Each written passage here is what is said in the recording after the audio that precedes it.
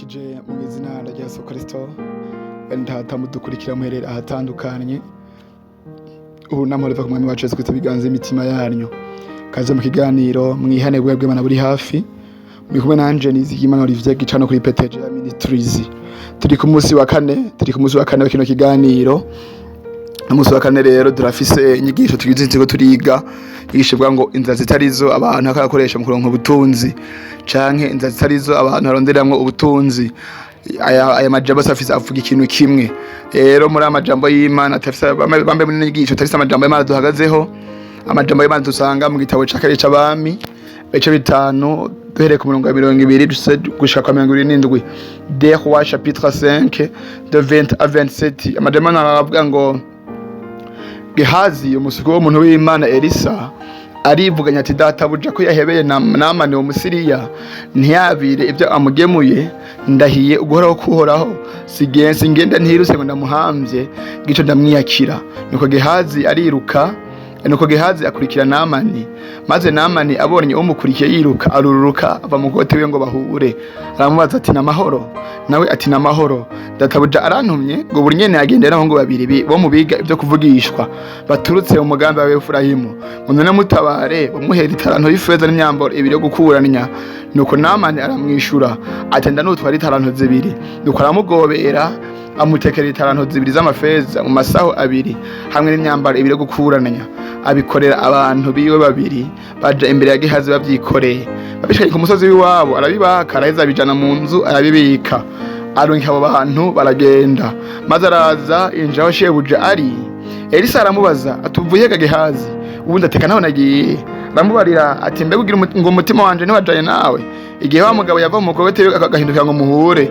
mbega nigiye cyo kwakira amahera n'imyambaro n'imirima y'imyerawe n'imizabibu intama n'inka n'abagore baguranukazi none rero imibembe ya Namani izokomako no ku ruvyaro rwawe kugeza ibihe byose maze Gehazi ava imbere yiwa jejeti imibembe yera nka sheregi amen amajambo y'Imana rero twishimikije cyane twese tuko turaganira ko kwino ntombe ngo inzira zitarizo abantu bakwarondera mu butunzi amajambo y'Imana inkuru y'abantu batatu Elisa muvugishwa n'Imana Namani mugabishenga bazisiriya no musuku cyangwa mukozi wa Elisa yitwa Gehazi no mukuru no muntu yitwa Namani yarangiwe n'umukozi wo mu nzu murayibona neza uhereye ku gice ca mbere bambehereye ku murongo wa mbere wa 5 kuntu yarangiwe n'umukozi wo mu nzu maze umukozi wo mu nzu yaciye kuri Nabuja abana gushira amakuru Namani bamubwira yuko muri Israeli hari umuvugisha w'Imana yitwa Elisa yobasha kumukiza iyo ngwara afise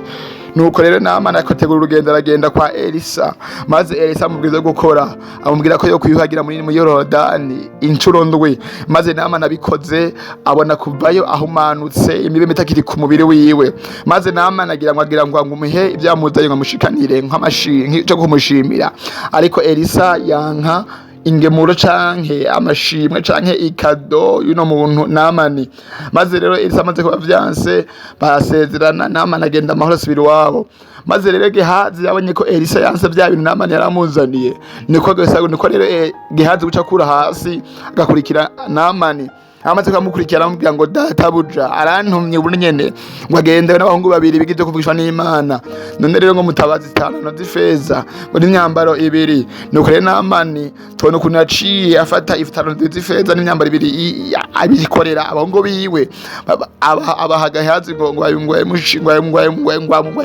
ayimwikoreze ngo amufashe babimujanire nuko rero tubona ukuntu Gehazi yaciye afata abikora kuri abahungu abishira mu rugo rw'iyi mu nzu yiwe maze agenda Elisa amubaza ati nega Gehazi uvuye hehe aramubwira ati naho nagiye Elisa aramubwira ati genda iga mutima wanje wajaye nawe maze rero aramubwira kinege ngo mbega kinege cyo kurondera amahera amafeza n'amazahabu kurondera imirima y'imyerawe n'imizabibu aramubwira ibintu byinshi amajambo y'Imana rero ntiyakoba ku murongo kujya murongo 27 cyambwira kuko zivyo rero imibembe ari kuri Namani iciye kujaho siwe gusa n'umuryango wawe na mu rugo rwawe bose iyo mbyabiye bagiye gushitsa ibihe byose maze rero nango Gehazi ko acava imbere ya Elisa ajejeta imibembe. Gehazi acacigwa n'ibintu bibiri, bwame nambe ko yari yabeshe agacumura, kandi muri bakazi bakwiga kwingero y'icaro urupfu acagirwa ko n'uvugo mu buryo bw'impwemu. Urumva rero amaze kuvuga mu buryo bw'impwemu, tubona ukuntu yashaka ko n'ibibembe kamumaka ibihe byose, bisigura ngo ntimuvaho.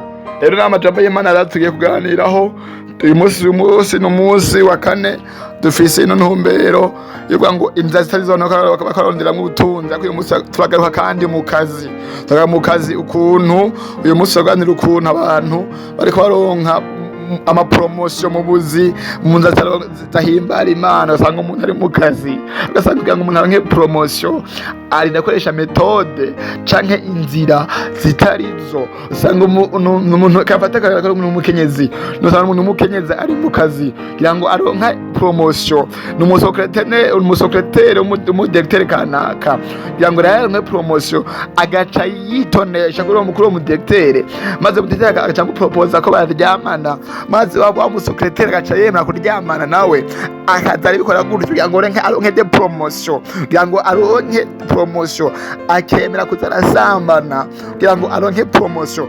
Abo bikorana bakamubona mu promotion, ariko bataza mu promotion ahava, bakibaza ngo ikiganza ciza yagize ku mukoresha wabo, kumbe afise ibintu yamakorana no mu deje wabo muri biro, abandi batazi bama basambana, bama ko icaco gusambana. Wa mugorewe ukora ivyo bintu, urondera promotion uciye muri izo nzira zo kubanza gusambana n'uwo mudeje wawe, n'uwo superviseur wawe canke n'uwo CEO wawe, sinzi wariwe ari imbere yawe, ariko banza gusambana kugira ngo aguhe promotion.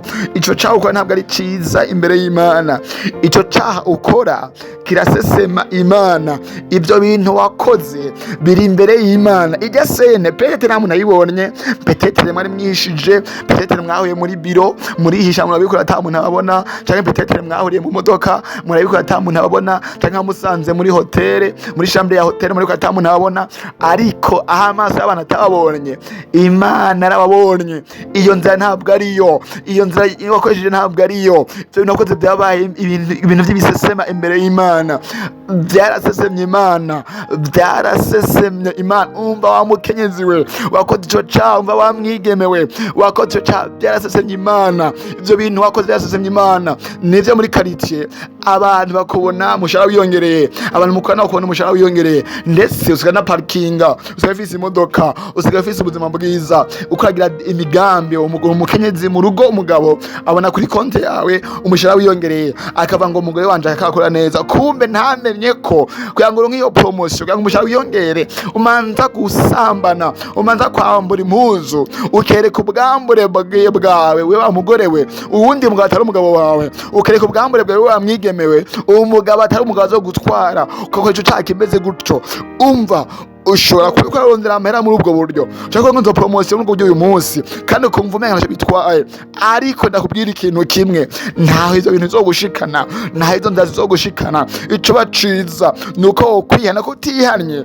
Ico cyaha cawe kirafise ingero yaco. Ijambo ry'Imana rya mu Waroma ibice 6:23 yatubwira ngo ingero y'icaha n'urupfu muri ingabire y'Imana n'ubugingo budashira, ngo bene muri Kristo Yesu. Rero ico cyaha uri kurakora kirafise ingero yaco, ico cyaha uri kurakora kirafise igihembo caco, n'umuriro n'urupfu. Kandi umuntu afa mu buryo bw'ububiri, afa mu buryo bw'impwemu no mu buryo bw'umubiri. Urashaka kuba afa mu buryo bw'impwemu, komeza wegizika mu kizuba mu bukristo bwawe, warapfuye utakiri mu Kristo, ukabutana mu rusengero mugabo warapfuye kucyo cyaha wakoze. Kandi maze kubupfuye harundi rufu rugurindiriye, n'urufu rwo mu mubiri.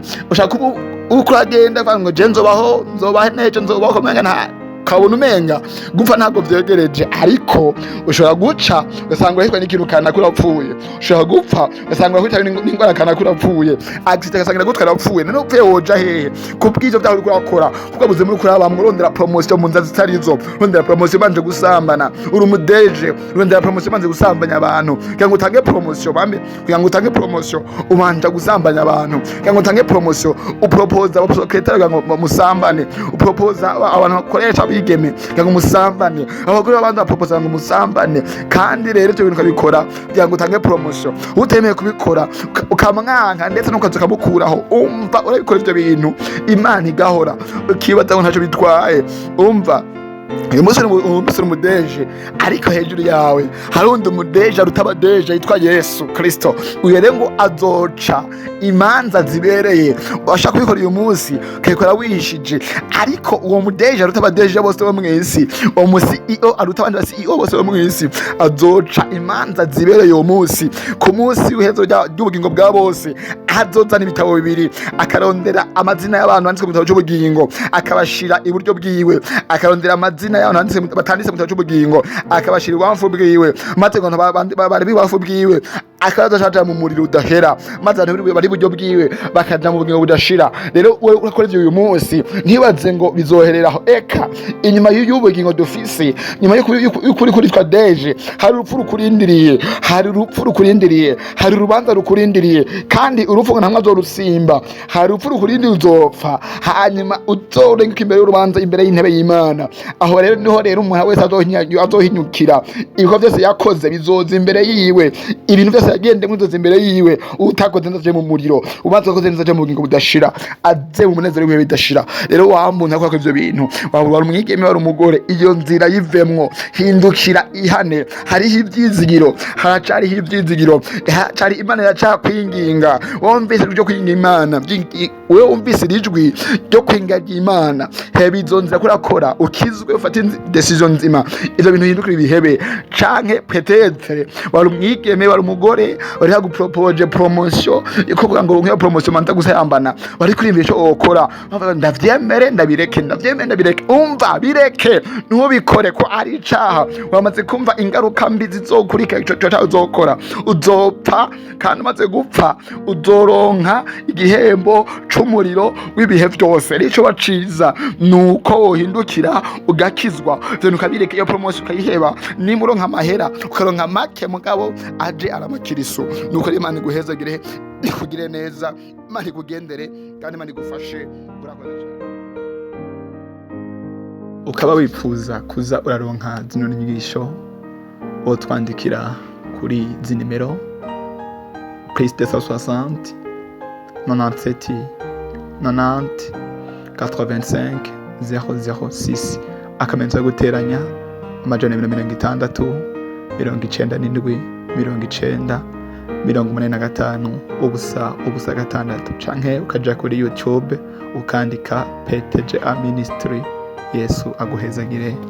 Urakoze.